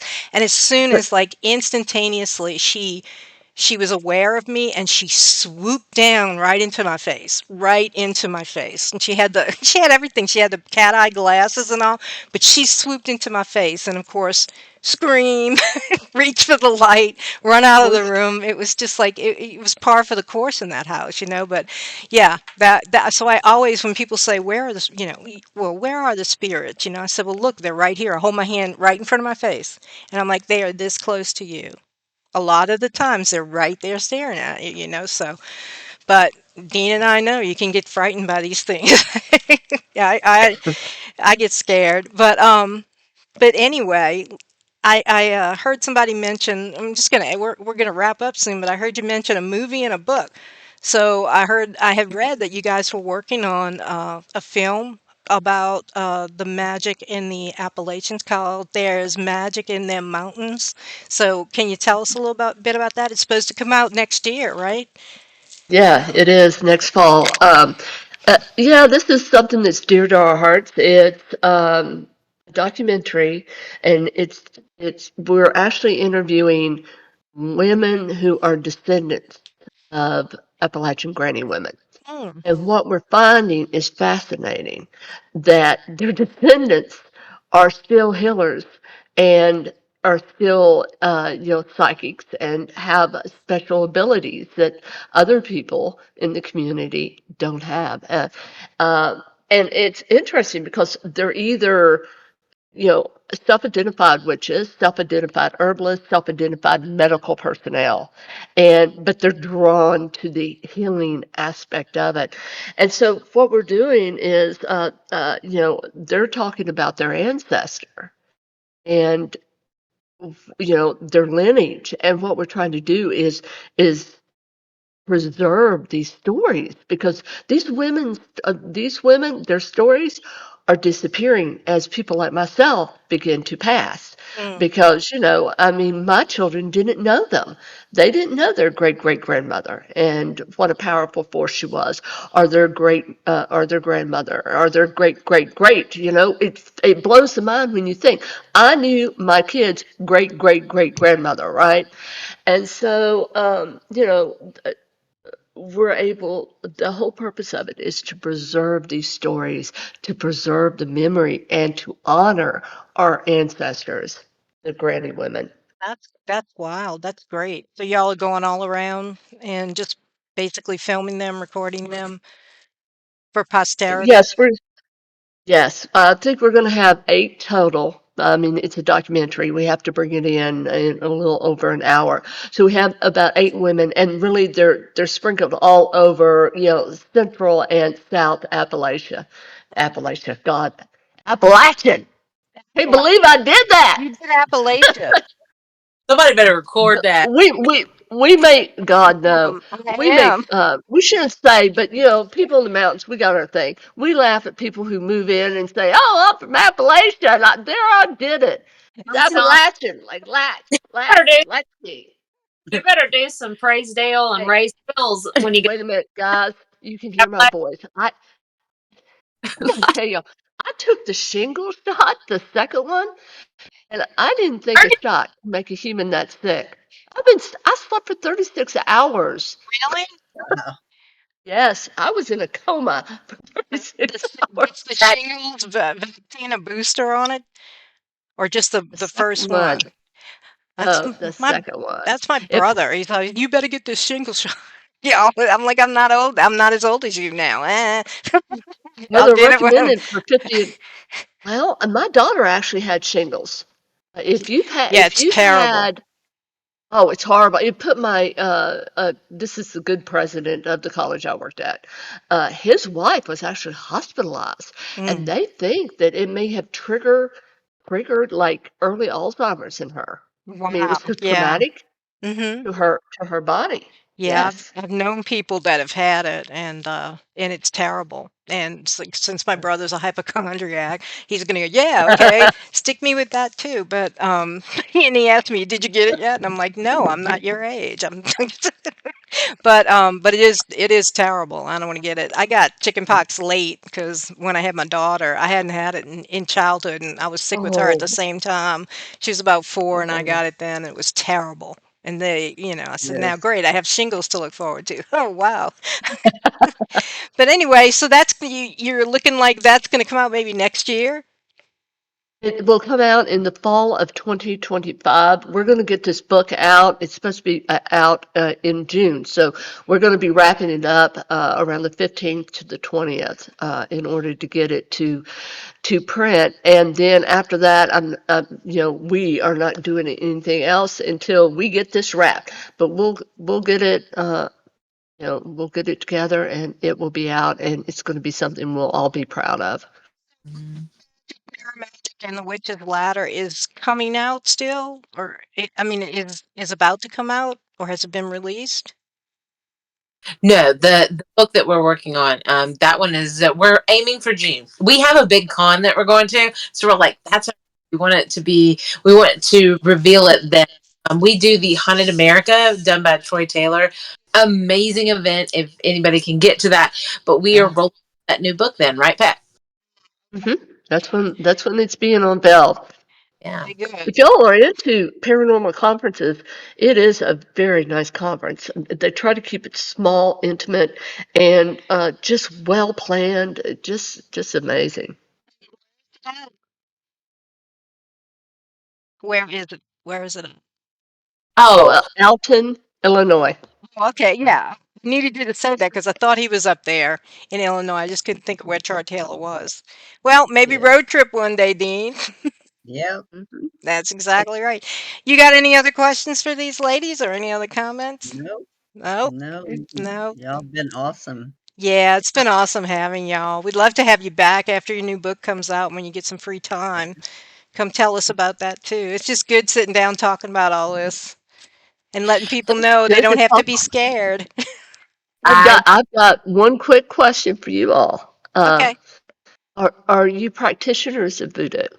No, not me. Uh, Nope. Nope. just interested in it. It's a long story, Pat. But Yeah. I mean, everybody down in New Orleans that's from New Orleans and that is sort of like had anything to do with the kind of like the, I guess you'd call it the pop culture, or the culture, Mhm, because I grew up in the 70s. It's mhm, just second nature. Like if you are around anybody that says, hey, I'm mad at my boyfriend. Can you come with me down to the whatever, the shop, the voodoo shop, the botanica. I really didn't know a name for it when I was young, but it's easy. What I'm saying is it's easy to do that. Like I hate that mhm. son of SOB. I'm going to go, burn a candle on him. Like my mama used to say, I know Yeah. somebody's burning a black candle on me. They're burning a candle on. So I heard that and I'm like, oh, what is that?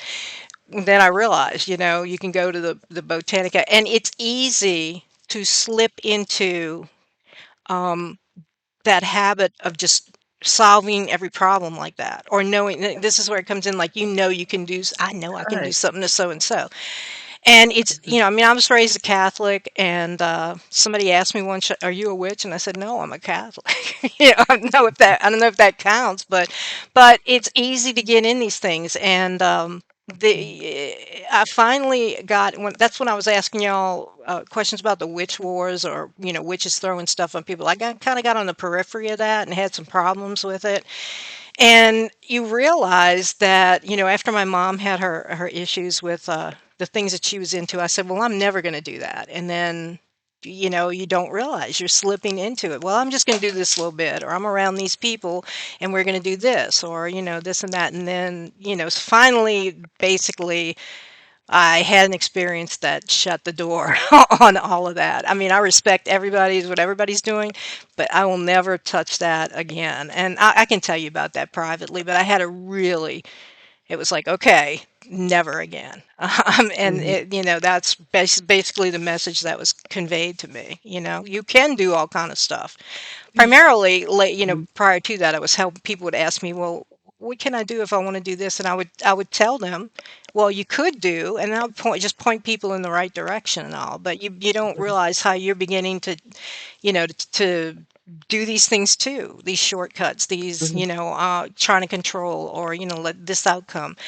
And then after what happened to me, I was just like, nope, never again. I don't criticize anybody for their belief, but no, Mhm.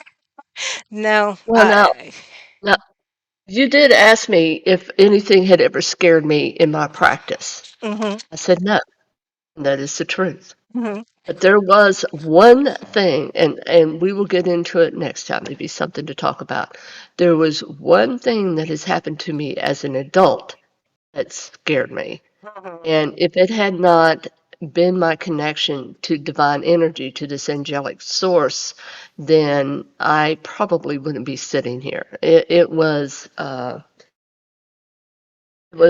life altering, but that only I don't want to say convinced, but showed me that I am on the right path because of this angelic interference in what could have been. So Yeah. anyway, I feel very, very protected and very loved and very centered on the path that I am on. Interesting too, because it was angels that basically saved me. Basically said, Mhm. put down the law and said, no, this is you don't follow this path, and you don't even realize it, right? I mean, Dean seemed to be people that call her for investigations and stuff, and they're just playing around. They don't realize, they don't even think that they might have been doing something with the tarot cards, and which is not to say that any of those tools are bad, not to say that, but it's like you begin, oh, I can master this. Some people, oh, I'm not doing that. I'm not doing anything like that. Then they pull a card a day and they're trying to, see how their day is going to go and all. It's just one, to me, it came down to you're either this or you're either this. And the other thing was same as you. The other thing was death. I mean, a path to Mhm. misery and an early death. That's all I can say. And I was saved from it. And you know, I can't. I We went get back. called for the bad stuff. We don't get called for the good stuff. That's yeah. We're like yeah. We're kind of like the mortuary, the coroner, or Police. something. Yeah, I know. We only get called We when we people are having problems with stuff. And what I help we Dean with speak is about yeah. supernatural dangers when we speak at That's what conventions. yeah. Because too many people in the paranormal, they don't know what they're doing. They're just doing what they see people on TV doing. And still, even though it's been years and years of this popularity, still they do stupid things, and then they call somebody like Bernadine, and she's like, well, and she finds out what's in there, and then the next thing we're trying to sort out what it is. What could it be? Could it be a demon? Could it be just a ghost? Is this a haunting? Someone just from the outlaw country? That what is it? And that's how we put our heads together. So but yeah, next time you'll have to come back and tell me that, and Mhm. then Yeah. then we can go into it, I guess. I'm working on something else, another book too, so of my real life experiences. Oh, So I'm going to put that in there. Yeah. very cool. That's Um, different for you, isn't it? yeah, I'm working on two with more stories from Haunting Tales of Old New Orleans. I have some more, and then I'm going to do sort of like my haunted life, but that's not the title of it. But like Hmm. chronology from then till now, from the very first Yeah. experience and until now, and that experience will be in there. But it's a teaching experience. Let Mhm. you guys know what you're doing. obviously, and anybody's faith is their own choice and everything. And yeah, I understand it. Knowing a thing and doing a thing are two different things for me. And it's like, yeah, I know all about that. I can help people with that, and but I'm not going to pick it up again. Not again. So, but it's been anyway. I'm gonna let you guys off the hook here, and y'all can go on with your night. So, but we it's been great having you here, and open Oh, invitation to come back whenever y'all want to. and Bernadine, you are a really old soul. I just want you to know that. As soon as I saw you, I'm like, oh my goodness. And you've been doing very spiritual work in past lifetimes. This is just most recent. But anyway, so you have a lot to draw on when you're out there, and you know this, I but I feel just like an thought I'd old tell you soul. you Yeah. Yeah, are. my So we beautiful spread friend. our wisdom. Yes. Yeah, Okay. All right. Dean's my good Good friend. night, ladies. All right, Pat, Oh, Misty, and Ashley, y'all are welcome to come back whenever your schedules allow and tell us more. I just love hearing about it, and I can't wait to see oh, the documentary and everything. But definitely come back, and it's been great having you. And thanks for taking time on Saturday night for our show. I appreciate it. all Yes. righty. Well, thank you. All righty. We'll see Thanks y'all for later. having me. Talk to you again. Bye, Pat. All Bye. right. See you Bye. soon. All right. Bye. Bye. Bye.